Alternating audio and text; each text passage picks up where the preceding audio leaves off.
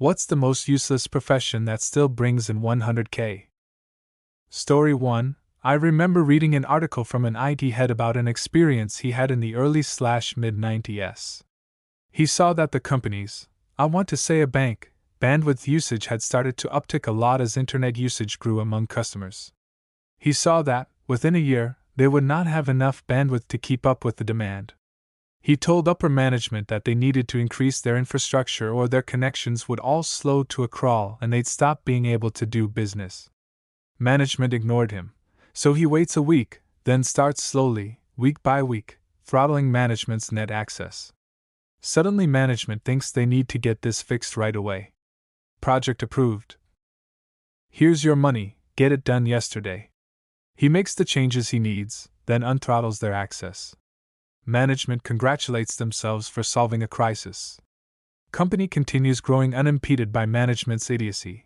Basically, sometimes management needs to experience the problems you're telling them about for them to believe you. Story 2. In Canada, we have a Governor General, which is a leftover position from when we followed the Crown. It's the most pointless job in our country, and we pay this person $350K a year, which is $50K more than what she was making 2 years ago. She also has spent more than $3 million on luxury travel expenses. I'm not even exaggerating when I say this.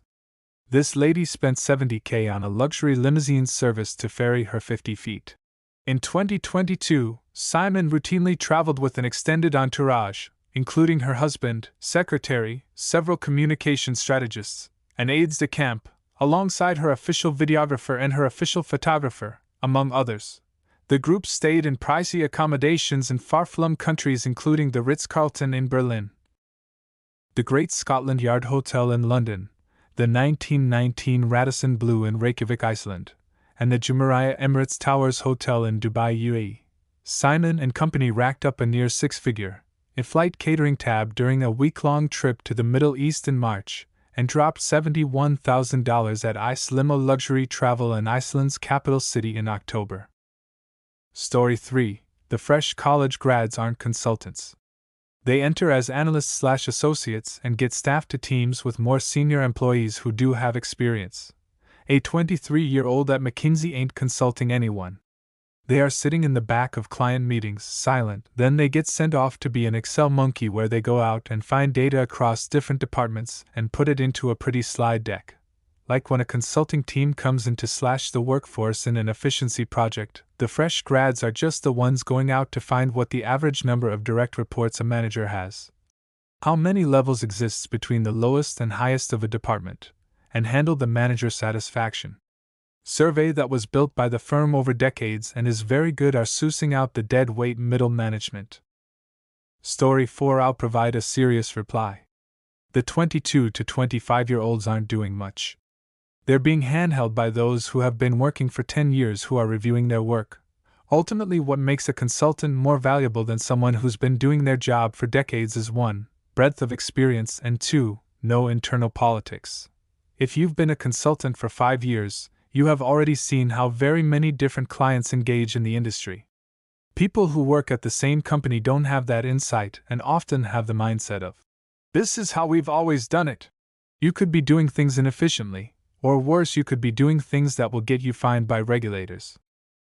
Oftentimes, they reach out to consultants when they're already in hot water with the government. People within the company are less likely to speak on things that might harm their career. You're not going to offer constructive criticism if it jeopardizes your job. Consultants don't really have that worry.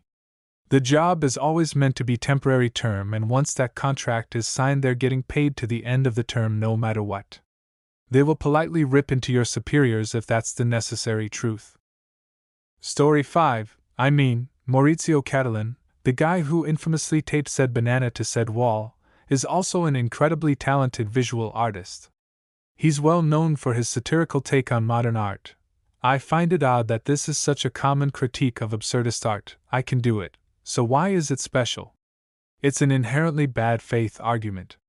The point of these pieces of anti-art is that they're supposed to be silly. You're supposed to laugh at the people who spend ridiculous amounts on them. Art and artists are often considered pompous. Sure, some spheres of the art world can be pretty snobby, which is one of the reasons these abstract, Dadaist pieces exist. It's tongue-in-cheek, silly, and often completely absurd concepts that move art forward. Without shit like an artist's poop in tin cans, real thing, or a signed urinal, art would be even more snobby than it's considered to be today, because people missed out on 100 years of anti-establishment, progressive art history. They see these pieces out of context and dismiss them as easy, unsubstantial, and unimportant.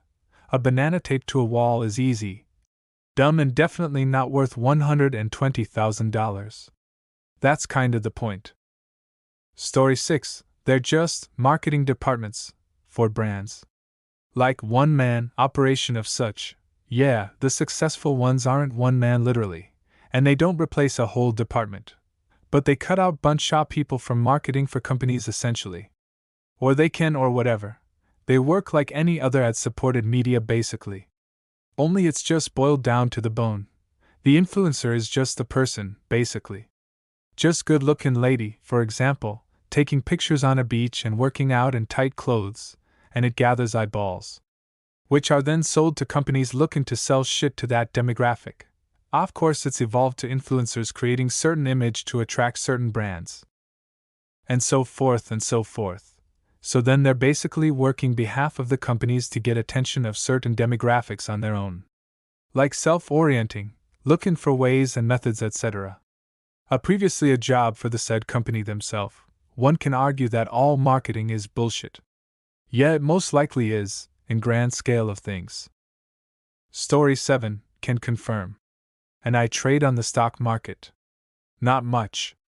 But your return is directly correlated to how much you put in. For example, one share of a stock is $100, I buy 10 for $1,000 and the stock rises to $105 and I sell. I made $50.